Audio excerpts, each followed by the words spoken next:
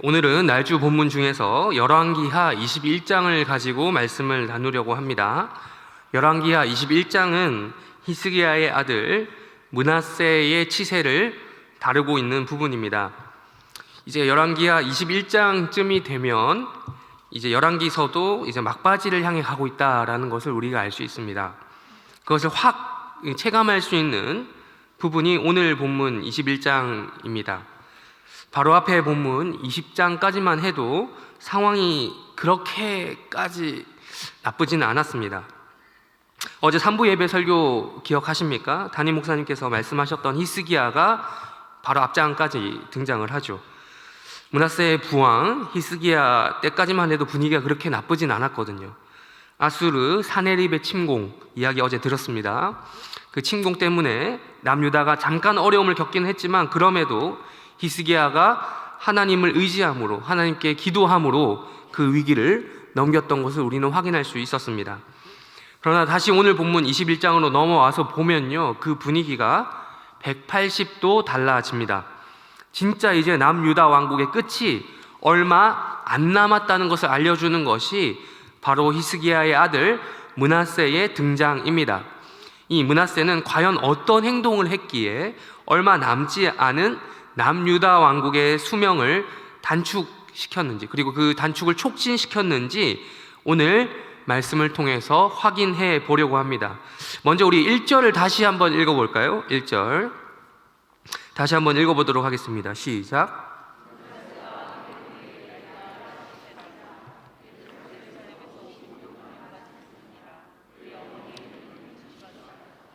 네, 므낫세가 왕이 될 때 나이는 불과 12살이었습니다. 12살. 확실히 나이가 어리긴 했어요. 나이가 어리면 아무래도 스스로 나라를 다스리기란, 그런 정치를 해나가기는 쉽지가 않죠. 어느 나라나 동서고금을 막론하고 나이가 어린 왕이 등극을 하면 그 옆에 섭정이 붙습니다. 특별히 주변에 어머니 같은 왕대비라고 하죠. 왕대비. 혹은 할머니면 대왕대비, 이런 사람들이 등장을 합니다. 조선 왕조만 해도 그런 사례가 여러 번 있었죠. 이걸 가리켜서 또 수렴청정이라고 하는 단어를 쓰는데, 우리는 정확히 얼마 기간 동안인지는 알 수 없지만 이 므낫세가 12살의 왕위에 오른 직후부터 얼마 동안은 1절에 기록되어 있는 므낫세의 어머니이죠. 어머니 헵시바에 의해서 수렴청정이 이루어졌다라고 충분히 짐작해 볼 수 있습니다. 그런데 여기에서 우리는 므낫세의 어머니의 이름에 주목해 보고자 합니다. 어머니 이름이 뭐라고 적혀져 있습니까? 헵시바라고 합니다. 헵시바라는 단어를 한 번씩 들어보신 분들도 있겠지만 전반적으로 좀 생소한 명칭입니다. 주로 이제 어떤 교회들 가면 헵시바라는 명칭을 찬양단의 이름에 갖다 붙이는 경우가 많습니다. 이 헵시바라는 말은 기쁨이라고 하는 헤페츠에서 파생된 단어입니다. 그러니까 이 헵시바라는 말이 되면 하나님이 기뻐하시는 여자라는 뜻이 됩니다. 이 헵시바라는 이름은 므낫세 아버지 히스기야 당시에 활동했던 선지자 기억하십니까? 이사야 선지자.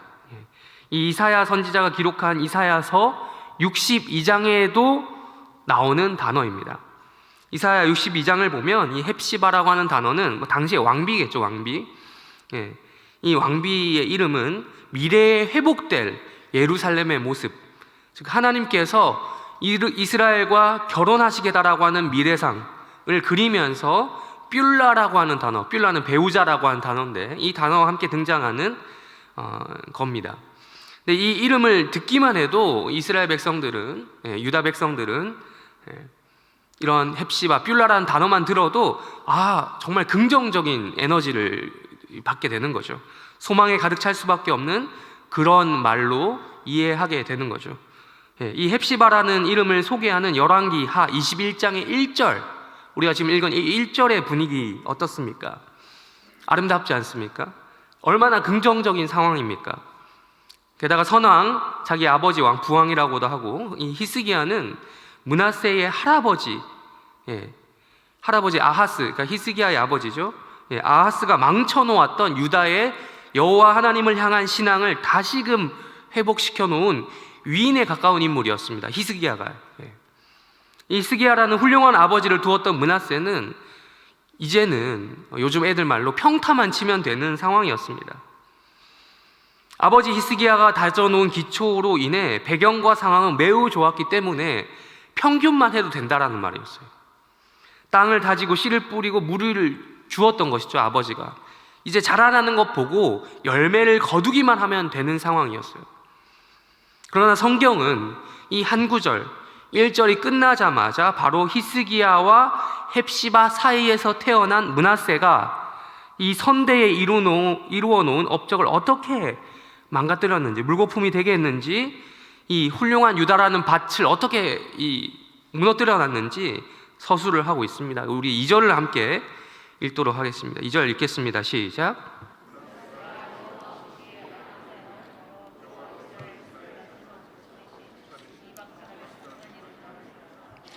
이 므낫세는 여호와가 보시기에 악을 행하였다라고 성경은 설명하고 있습니다. 경건했던 왕 히스기야와 그 어머니, 기쁨이라고 하는 이 단어가 들어간, 뜻이 들어간 어머니 헵시바 사이에서 별종이 태어난 겁니다. 별종. 부모 마음대로 되는 자식 하나도 없다라는 말이 있죠. 그런 말이 딱 들어맞는 경우다라고 할 수 있겠습니다. 물론 히스기야도 정반대의 의미에서 유다에서 손꼽히는 악한 왕이었던 아버지 아하스와 똑같은 길을 가지 않았기 때문에 히스기야도 아하스의 입장에서 보면 부모 마음대로 되는 자식이 아니었다라고 할 수 있겠죠. 그러나 히스기야도 자기 아들 므낫세가 이렇게 될 줄은 몰랐을 것입니다. 그리고 므낫세도 왕이 되던 12살 때부터 곧바로 이러한 악행을 행하지는 못했을 거예요. 그런 생각조차 못했겠죠. 왕대비 헵시바 수렴 천정이 끝나던 그 어느 때가 있었을 거예요. 그 어느 때부터 자기 스스로 나라를 다스리게 되면서부터 이러한 악을 행하게 되었을 것이 확실합니다. 그런데 이 악했던 므낫세의 통치 기간이 어느 정도 되었냐라고 성경에서 말했습니까? 1절에 보니까 55년을 다스렸다. 길었던 거죠. 대략 12살의 왕위에 올라서 대략 20살부터 스스로 통치했다고 그냥 칩시다. 그러면 8년 정도만 빼면 최소한 47년은 스스로 통치하는 기간이 있었다라는 말이겠죠.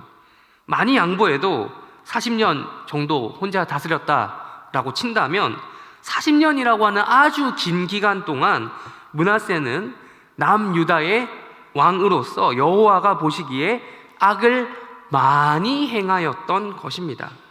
히스기야 때의 영적인 부흥을 맛보던 유다의 상황이 급락하게 된 것입니다. 이러한 므낫세의 구체적인 악행에 대해서 그 목록을 2절 밑으로 보면 숱하게 이어집니다. 나열하고 있습니다. 21장 전체가 대부분이 이러한 므낫세가 어떤 악행을 행했는지에 대해서 이야기하고 있습니다.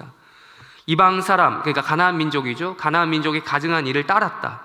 히스기야 아버지가 헐어버렸던 산당들을 다시 세웠다. 이스라엘 왕 아합의 행위를 따라서 북이스라엘이죠. 이미 북이스라엘은 망했습니다. 이스라엘 왕 아합의 행위를 따라 바알 제단을 쌓고 아세라 목상을 만들고 하늘의 별을 숭배하였다. 심지어 예루살렘 성전에 그 하늘의 별을 숭배하는 제단을 쌓았다. 그리고 어린 아이를 불태워 죽이는 우상 숭배를 따라갔다. 점을 치는 등의 무속신앙에 심취했다. 등등의 이야기가 계속해서 나오고 있는 겁니다. 결론적으로 어떻게 됐습니까? 하나님 평가는 어떻겠습니까? 여호와 보시기에 악을 너무 많이 행하였기 때문에 진노를 불러일으켰다라고 합니다. 므낫세가 유발해서 모든 유다가 범죄에 다시 한번 빠졌다.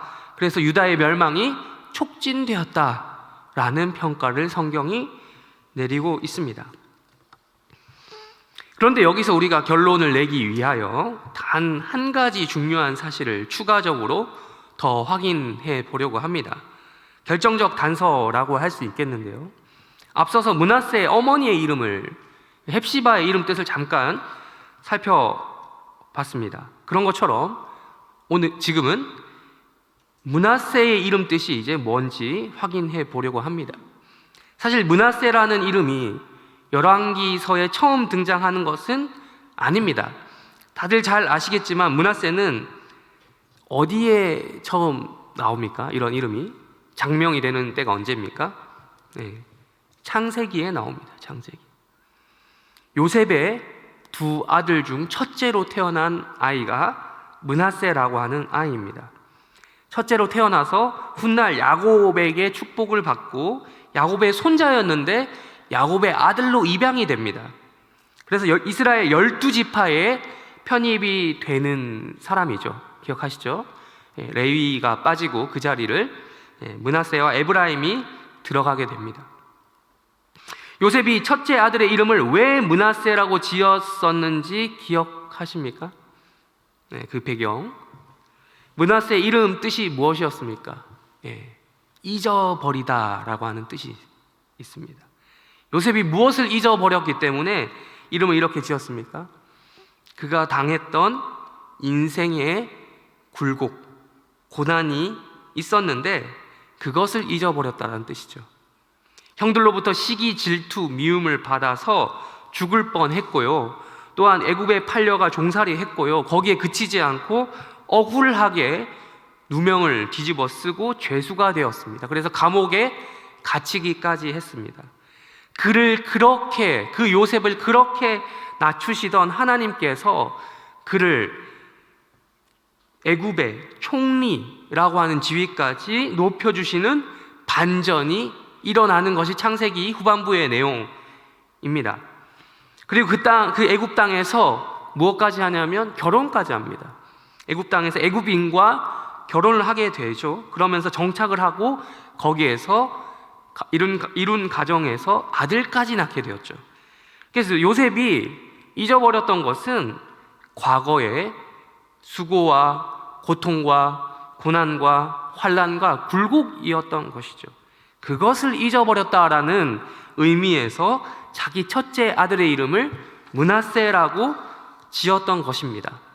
그런데 오늘 열왕기하 21장에 등장하는 히스기야의 아들 므낫세는 잊어버려야 될 걸 안 잊어버리고 뭘 잊어버린 것 같아요? 반대죠. 거꾸로입니다. 하나님의 은혜를 잊어버린 겁니다.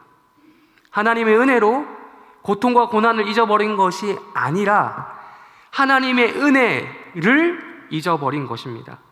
여기서 우리는 교훈을 얻고자 합니다.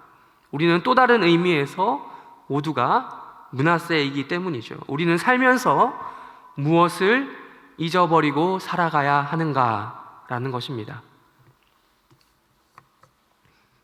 말씀을 정리하도록 합니다.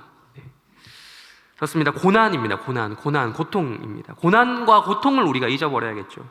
어제 우리 3부 예배 설교 다시 한번 상기시키려고 합니다. 기억하십니까? 고난은 영원하지 않다. 고난은 한시적이다. 고난은 지나간다라고 설교를 우리가 들었습니다. 설교 제목에도 고난이라는 단어가 2번씩 들어갔고요. 설교 내도록 고난이라는 단어가 정말 많이 언급되었죠. 그렇지만 결국 남는 것은 우리에게 고난이었습니까? 고난 그 자체가 아니었죠.